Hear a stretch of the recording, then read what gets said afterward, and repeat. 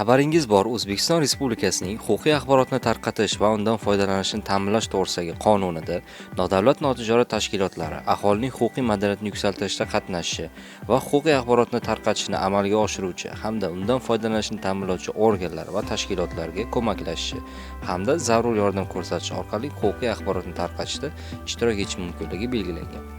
Darhaqiqat, yurtimizda huquqiy ong va huquqiy madaniyatni oshirish, fuqarolarning huquqiy savodxonligini yuksaltirishga qaratilgan keng ko'lamli islohotlarni izchil davom ettirishda fuqarolik jamiyati institutlari faol tarzda ishtirok etib kelmoqda.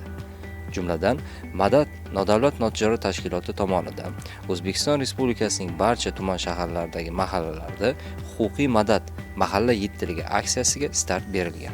Albatta, Madad tashkilotining mazkur aksiyasi faqat huquqiy maslahat berish bilan cheklanibgina qolmay, balki mahallalarda ijtimoiy hamjihatlik va huquqiy muhitni mustahkamlashga xizmat qilmoqda.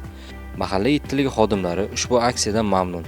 Ular uchun mahallalarga yetib kelayotgan bunday bepul huquqiy yordam xodimlar va fuqarolar hayotida muhim ahamiyat kasb etmoqda. Ayniqsa, aksiya doirasida ayollar va yoshlar bilan olib borilayotgan ishlar alohida e'tiborga loyiqdir. Xususan, ushbu uchrashuvlar davomida mahallalardagi ehtiyojmand xotin-qizlarning huquqiy muammolari tinglanmoqda va ularga tegishli bepul yuridik maslahat va ko'mak taqdim etilmoqda. Darhaqiqat, yurtimizda aholining huquqiy ongi va huquqiy madaniyatini oshirish, fuqarolarning huquqiy savodxonligini yuksaltirishga qaratilgan keng ko'lamli islohotlarni izchil davom ettirishda fuqarolik jamiyati institutlari faol tarzda ishtirok etib kelmoqda. Shu maqsadda Madad nodavlat notijorat tashabbusi bilan O'zbekiston Respublikasining barcha tuman shaharlaridagi mahallalarda huquqiy madad mahalla yettiligi aksiyasi boshlab yuborilgan.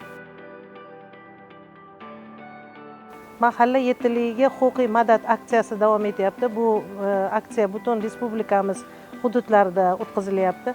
Mana bugun Yakkasaroy tumani Armug'on mahallasida ham shu aksiya o'tkazildi. Mana mahalla yettiligini yig'ib, o'sha advice suhbatlarga kirish, kelib tushayotgan murojaatlarni birgalikda hal qilish, ularga amaliy yordamlar ko'rsatish to'g'risida tushuntirishlar olib borildi. Assalomu alaykum hurmatli azizlar, fuqarolar, Armug'on mahalla fuqarolari. Mana bizni mahallamizga bugun Yakkasaroy tumanidagi adliya boshqarmasidan hamda adliya boshqarmasiga tegishli Madad tashkiloti bilan birgalikda ishlamoqdamiz. Madad bu tashkiloti mahallamizdagi pensionerlar hamda kam ta'minlangan oila, ajrim bo'yicha, boshqa muammolar bo'yicha bepul xizmat qilish tashkiloti bo'lgan.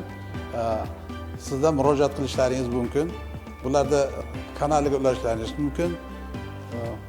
Biz mahalla bilan Madad tashkiloti bilan hamovoq birgalikda, qolaversa tuman adliyasi bilan birgalikda hamovoq ishlaymiz. Albatta, Madad tashkilotining mazkur aksiyasi faqat huquqiy maslahat berish bilan cheklanibgina qolmay, balki mahallalarda ijtimoiy hamjihatlik va huquqiy muhitni mustahkamlashga xizmat qilmoqda. Haqiqatdan ham mahallaning ijtimoiy kuchli bo'lishi yurtning ijtimoiy kuchli bo'lishidan demakdir. Bitta mahallaning barqarorligi butun jamiyat tinchligi demakdir.